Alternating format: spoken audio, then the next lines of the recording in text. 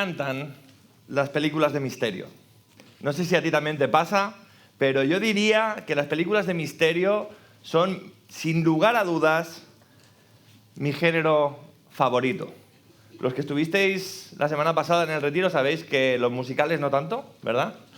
Pero hay una confesión pública. Pero las películas de misterio me gustan especialmente. ¿Por qué me gustan tanto este género de películas, de series, de libros? Yo diría que es porque es una especie de juego con los guionistas, con el director, donde primeramente se nos presenta un crimen imposible, una situación que no logramos entender, alguna serie de pistas que parecen contradictorias las unas con las otras, parece que apuntan en distintas situaciones y es como una especie de juego que tú como espectador tienes con los guionistas. Tú estás todo el tiempo tratando de descubrir cuál es la resolución del misterio y el director está tratando de confundirte, de que tú creas que lo entiendes, pero que cuando lleguemos al final, a la revelación de ese misterio, sea una cosa que tú no te esperabas. Paradójicamente, las películas de misterio o las series de misterio que decimos que son buenas, son aquellas en las cuales perdemos, ¿verdad? Estamos todo el rato tratando de ganar, pero si ganamos, ¡qué decepción! ¡Qué decepción! ¡Vaya chasco! El buen director, el buen guionista, es aquel que al final, ¡wow!, nos sorprende. Y hay un momento de revelación, hay una clave que le da sentido a todas las partes. Y esas son las películas buenas, ¿no es cierto?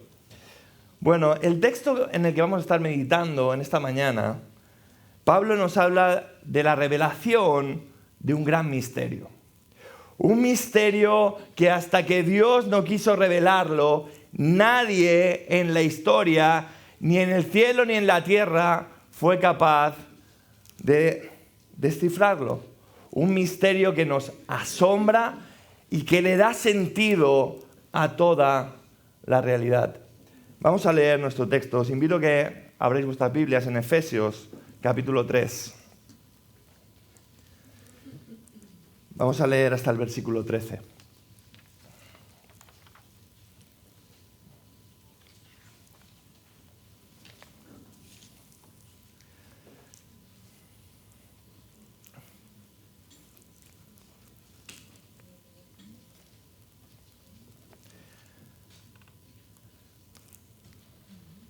Dice así la palabra del Señor.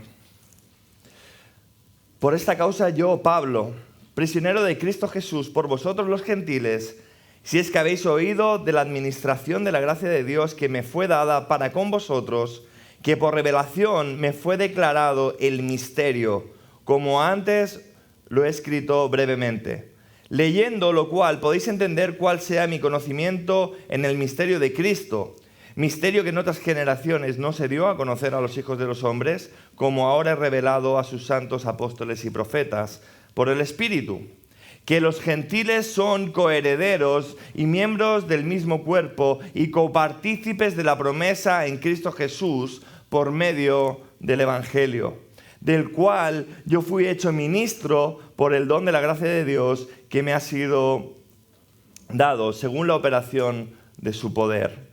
A mí, que soy menos que el más pequeño de todos los santos, me fue dada esta gracia de anunciar entre los gentiles el evangelio de las inescrutables riquezas de Cristo y de aclarar a todos cuál sea la dispensación del misterio escondido desde los siglos en Dios que creó todas las cosas, para que la multiforme sabiduría de Dios sea dada a conocer a los principados y potestades en los lugares celestiales, conforme al propósito eterno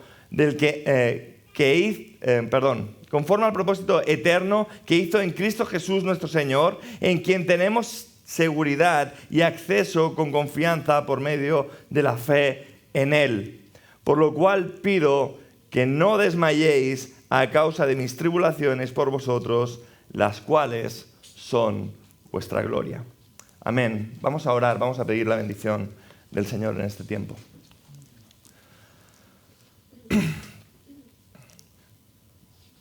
Señor y Padre, venimos ante ti con reverencia, sabiendo que no te podemos conocer por nosotros mismos, a menos que tú te quieras revelar, oh Señor. Gracias por tu revelación, porque por medio de ella podemos entender quién eres tú, oh Señor, conocer tus atributos, conocer acerca de tu gracia, de tu amor, de tu misericordia, de tu santidad, de tu justicia. Gracias porque tú te has revelado para no dejarnos huérfanos. Gracias también, Señor, porque tu Espíritu es el que aplica esa revelación en la vida de cada uno de los creyentes. Señor, te pedimos en esta mañana que tú uses tu palabra con poder para iluminar nuestro entendimiento y para que podamos entender mejor aún quién eres tú y lo precioso y lo bello que es la obra de Cristo. Porque te lo pedimos en el nombre de tu Hijo amado, Señor nuestro. Amén. No sé si podría tener un poquito de agua, porque hoy tengo la voz cargada, la voy a necesitar. Dice nuestro texto en el versículo 1: por esta causa yo, Pablo, prisionero de Cristo Jesús por vosotros los gentiles. Ya nos está dando aquí un poco cuál es el contexto, ¿no es cierto? Por esta causa yo, Pablo, estoy siendo prisionero. Pablo está escribiendo en prisión. Pero Pablo no está diciendo aquí que Pablo sea prisionero de los romanos. Pablo no está diciendo aquí que él es prisionero de los judíos. Pablo está diciendo que él es prisionero de Cristo Jesús. Él escribe estas líneas, escribe esta revelación de este misterio para que la iglesia en Éfeso tenga ánimo. Oye, tenéis que saber una cosa. Yo estoy aquí en prisión a causa de Cristo. No es a causa de los hombres, es porque Dios es soberano y tiene en control todas las circunstancias. Nos podemos poner en la piel de los efesios, ¿verdad? Y no solo de los efesios, sino de otras iglesias que Pablo había fundado y ministrado en ellas, que tal vez podrían estar preguntándose cosas como lo siguiente: ¿será que Dios está con Pablo? ¿Será que los adversarios de Pablo tienen razón? Porque si Dios estuviera con Pablo, ¿no cuidaría Dios de Pablo? Pero claro, si Pablo está en prisión, a lo mejor lo que tenemos que concluir es que Dios no está con él. Mira por lo que está pasando Pablo. Fíjate, permitirme hacer un sándwich, vamos al último versículo. Dice: por lo cual pido que no desmayéis a causa de mis tribulaciones por vosotros, las cuales son vuestra gloria.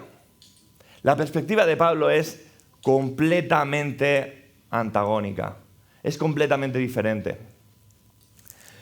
Pablo está viendo sus prisiones como un medio que Dios está usando para traer bendición y para cumplir su propósito en medio de los gentiles.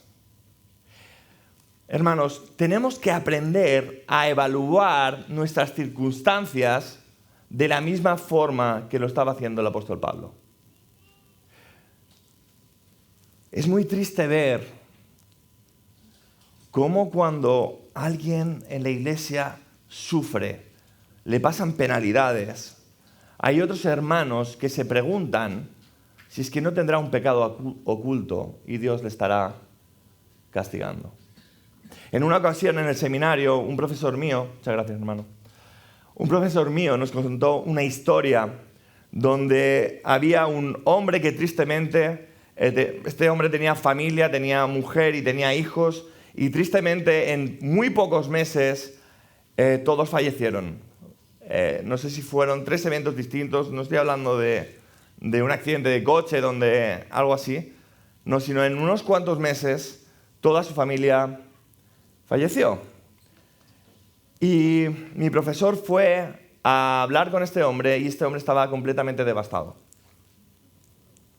Y estaba completamente devastado no solo por la gran pérdida que había sufrido y porque se había quedado solo, sino que cuando fue mi profesor a hablar con él, este hombre le dijo: los amigos de Job me han venido a visitar. Había un grupo de hermanos, supuestamente bien intencionados, nota las comillas, ¿verdad?,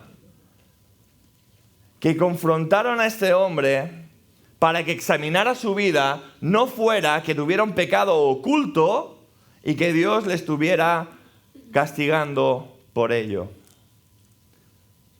Mis hermanos, esto es cruel, muy cruel. Hay ocasiones donde Dios nos disciplina, por supuesto que sí, y hay ocasiones por las que, a causa de nuestro pecado, el Señor nos trata con severidad, con mucho amor cuando somos sus hijos, pero con firmeza, claro que sí. Pero ir a una persona que está sufriendo con insinuaciones de que probablemente hay algo mal que está en tu vida y que todo lo que ha pasado es por tu culpa, es cruel. Nosotros estamos llamados a confrontar a un hermano con su pecado, cuando el pecado es manifiesto, cuando sabemos cuál es su pecado, y ahí sí que tenemos una responsabilidad los unos para con los otros, para confrontar al hermano y llamarlo al arrepentimiento, claro que sí, pero es tremendamente cruel sospechar de que Dios no está con una persona porque sufre. Pablo estaba sufriendo por ser fiel. A veces el justo sufre por ser justo. Y la mentira que hay detrás es esta mentira, la misma mentira de los amigos de Job, que si Dios está contigo todo te va a ir bien. Pues no siempre. Al final sí, por supuesto que sí. Cuando el Señor venga, cuando el Señor ponga en orden todas las cosas, los que somos suyos, todas las cosas podremos decir que han ayudado a bien, ¿verdad? Y estará todo bien.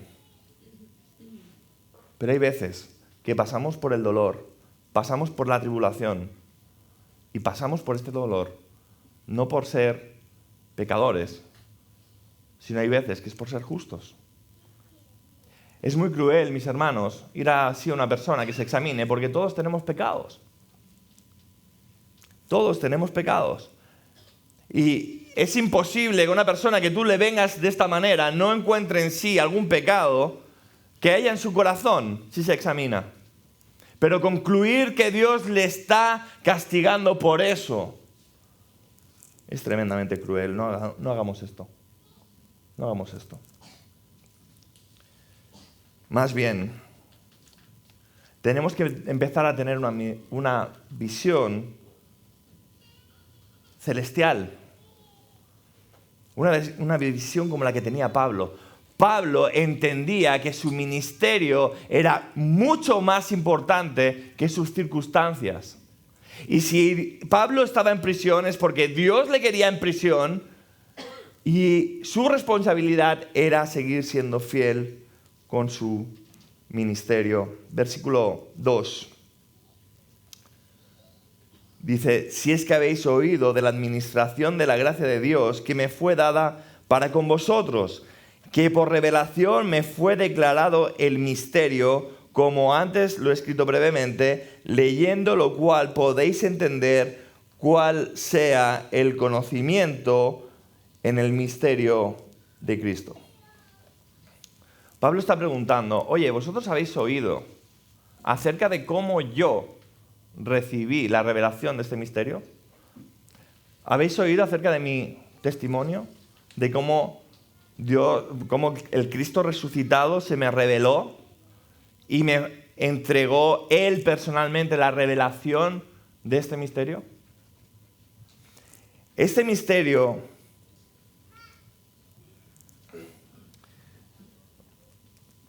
es lo más importante, el secreto mejor guardado que ha habido en la historia. Y este misterio que me ha sido revelado a mí y Pablo es por vosotros, es para vuestro bien. Yo tengo una misión mayor. ¿Te das cuenta de lo afortunado que soy, de lo privilegiado que soy, aunque esté en prisión?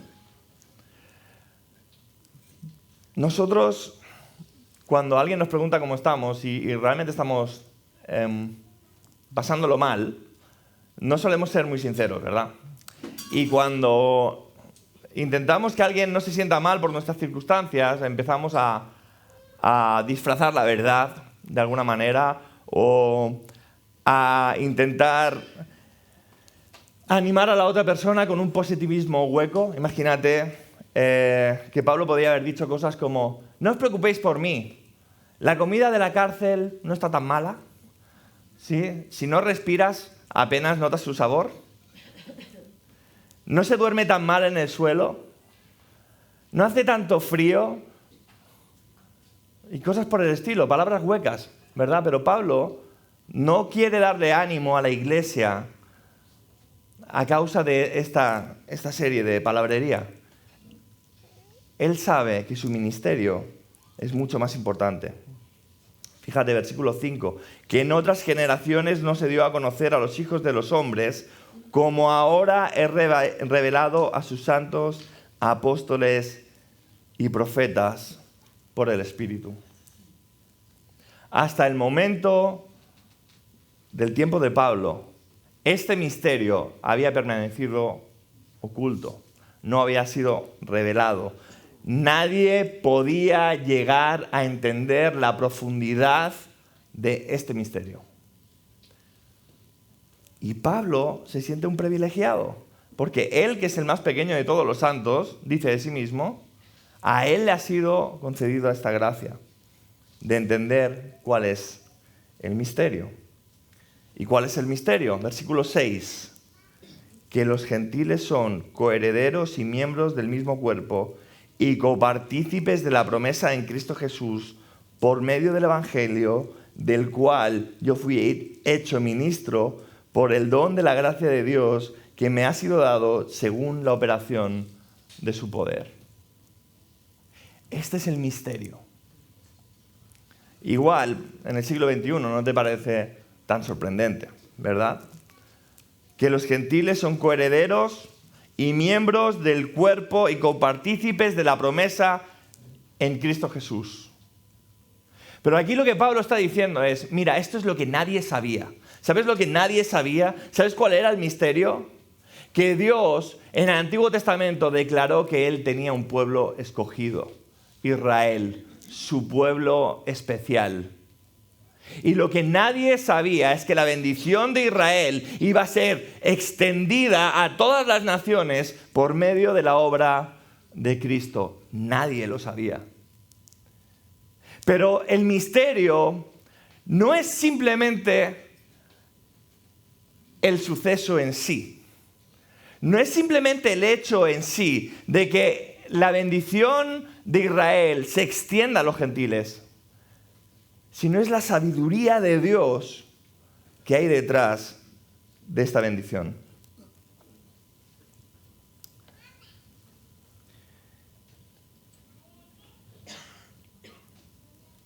Ya hemos meditado brevemente en cuál es el propósito de este texto.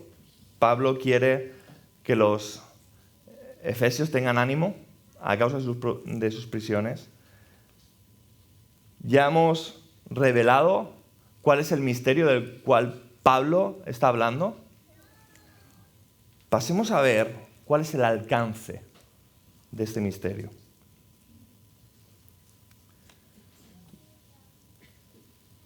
Versículo 8. A mí, que soy menos que el más pequeño de todos los santos, me fue dada esta gracia de anunciar entre los gentiles el evangelio de las inescrutables riquezas de Cristo y de aclarar a todos cuál sea la dispensación del misterio escondido desde los siglos en Dios, que creó todas las cosas. Lo que Pablo está diciendo es, mira, a mí no solo me ha sido declarado el misterio, a mí me ha sido declarada la misión de aclarar, ojo aquí, Pablo tenía la misión de aclarar cuál ha sido la dispensación del misterio escondido por los siglos en Dios. Esta palabra dispensación en el griego es literalmente koinonía. Es una palabra que conocemos y que asociamos con la vida en comunidad, ¿no es cierto? Pero este no es exactamente el significado que Pablo quiere transmitir aquí. Pablo ha mencionado ya varias veces palabras que tienen la misma raíz que koinonía. Por ejemplo, en el versículo 2 encontramos el término administración, en el griego oikonomía, que es donde viene nuestra palabra moderna economía, que literalmente significa administrar los bienes de una casa, y también ha empleado el término ministro. Él nos dice que ha sido hecho ministro de este misterio, y la palabra es diáconos. Entonces, todas estas palabras tienen en común la misma raíz, que es la palabra oikos en el griego, que significa casa. Y básicamente la idea general de la administración o la diaconía o de la economía es la misma idea en el griego. Es administrar los bienes que tiene una casa. Es hacer de administrador de ese hogar, de tener en cuenta la economía, de comprar la comida, de pagar la luz. Todo esto es la idea de economía. Así que Pablo nos está diciendo, mi misión es aclarar a todo el mundo cómo Dios ha estado gestionando, administrando este misterio que estaba escondido en él. Esa era la misión de Pablo. Esa era la misión de Pablo.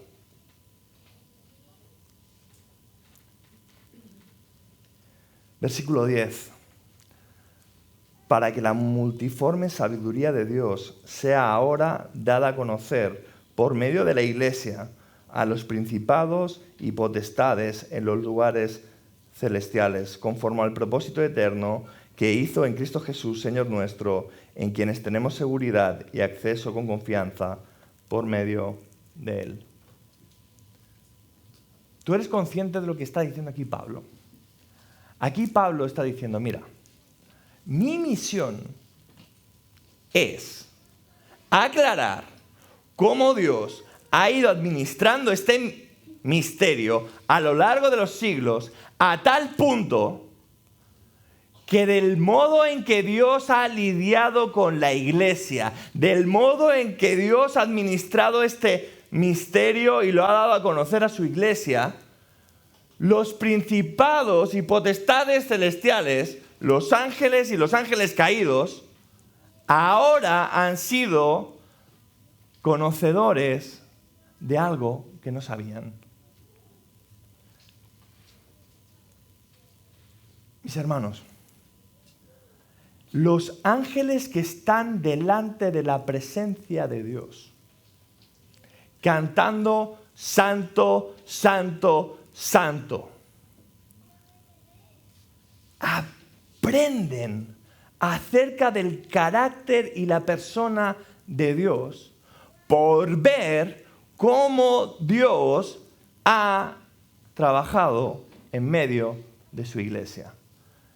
Ese es el ministerio que tenía Pablo.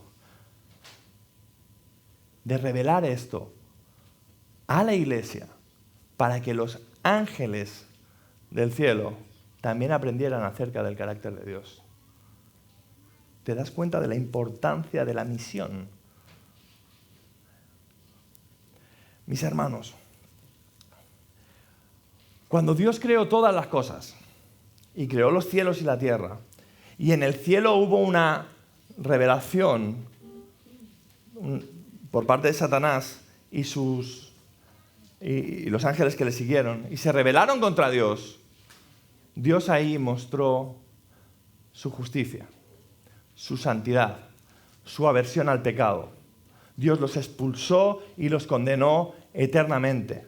Y en aquel entonces, los ángeles pudieron conocer cómo Dios lidia contra el pecado. Era imposible que lo supieran antes porque no había pecado, todo era bueno. Así que en aquel momento ellos entendieron, comprendieron cuál era la justicia y la santidad de Dios. Cuando Adán y Eva pecaron en el jardín, desde que Adán y Eva pecaron en el jardín, Dios empezó a revelar otra parte de su carácter. Su paciencia, su misericordia, su gracia, su bondad, su perdón, sus ganas de redimir al pecador.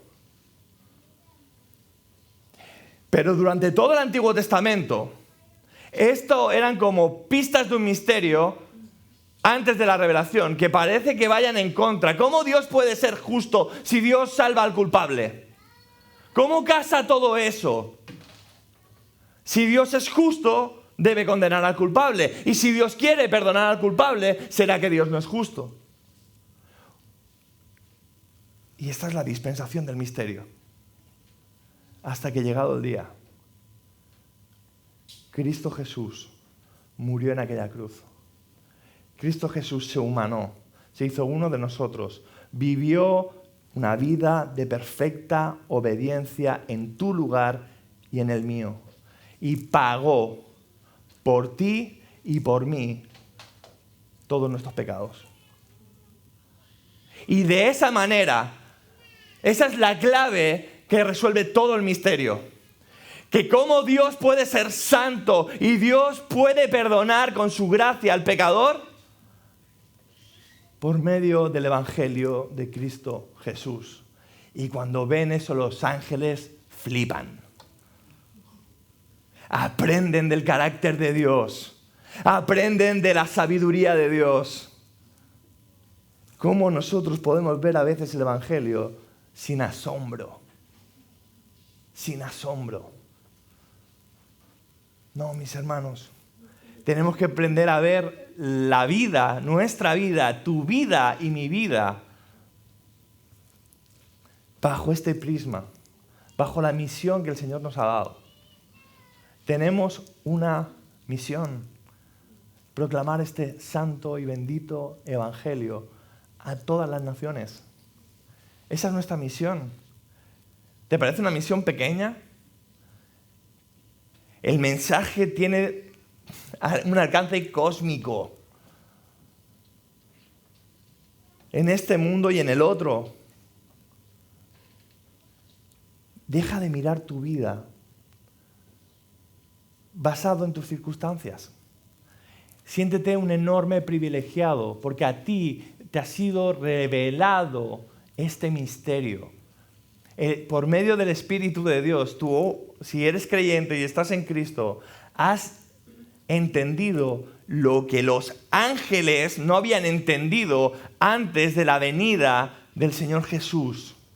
Siéntete un enorme privilegiado. Así que si estás sufriendo, los demás como iglesia tenemos el deber de sufrir contigo y de llorar contigo. Pero tú tienes que analizar tu vida y verte como un tremendo privilegiado. El Señor me tiene aquí, enfermo por la causa de Cristo,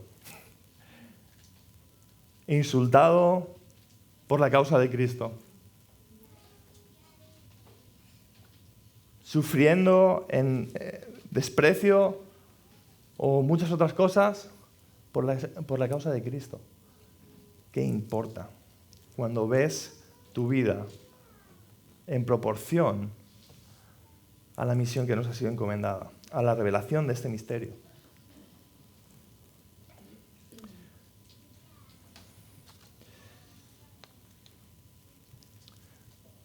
Una palabra de aplicación más. De la revelación de este misterio aprendemos que no podemos conocer a Dios por medio de nuestros sentidos. Los ángeles que fueron creados para estar en la presencia misma de Dios aprenden por medio de ver la revelación de este misterio. ¿Qué quiero decir con esto? Huye de hacerte ideas que son contrarias a la palabra de Dios acerca de Dios. No puedes descubrir quién es Dios por medio de la experiencia. Ojo aquí. Tú, como cristiano, estás llamado a experimentar en tu vida la soberanía de Dios y entender que Dios tiene el control de todas las cosas, el amor de Dios, la bondad de Dios, la gracia de Dios. A ver también a Dios como un padre que nos disciplina. Claro que sí. O sea, nosotros vivimos y en nuestra experiencia reconocemos a Dios. Pero conocemos a Dios solo por medio de su revelación, porque a Dios no se le puede conocer de otro modo. Entonces, no supongas cosas acerca de Dios si no es sujetando ese pensamiento a las Escrituras.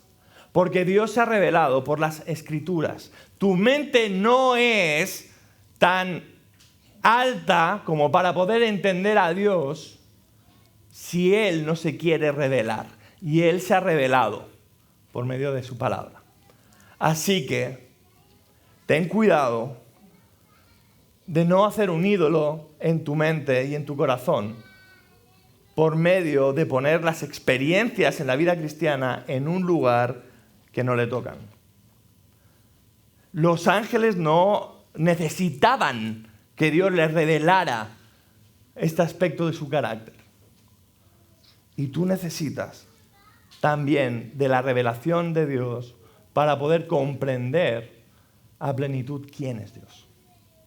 No hagas un ídolo, no te lo inventes.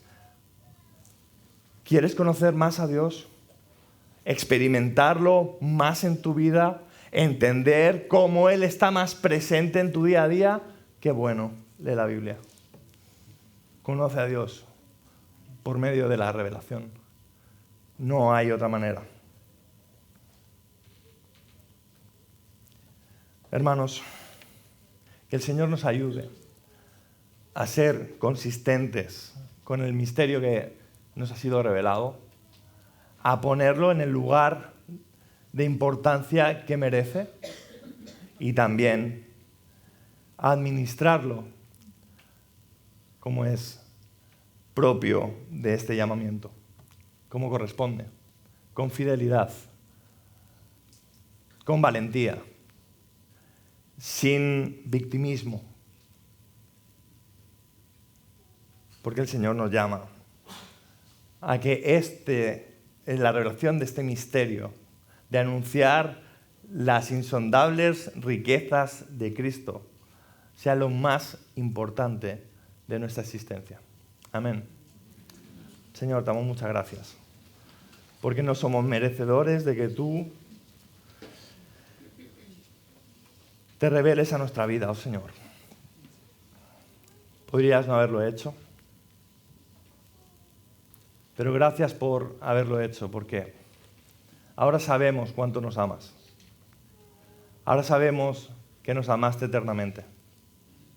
Y ahora sabemos que tu voluntad siempre ha sido redimirnos. Gracias, oh Señor, por tu evangelio. Ayúdanos a vivir no con los ojos terrenales, sino con una visión más elevada, Señor. Viendo nuestras circunstancias como parte de tu soberano plan. Porque estamos necesitados, Señor, de que tú nos recuerdes cada día que estamos aquí solo para tu gloria. Perdónanos porque cuando el trabajo y el día a día nos desenfoca, oh Señor. Y gracias por habernos dado tu palabra, la predicación y tantos medios para recordarnos que tenemos que volver a ti. Porque te lo pedimos en el nombre de nuestro Señor Jesucristo, Señor nuestro. Amén.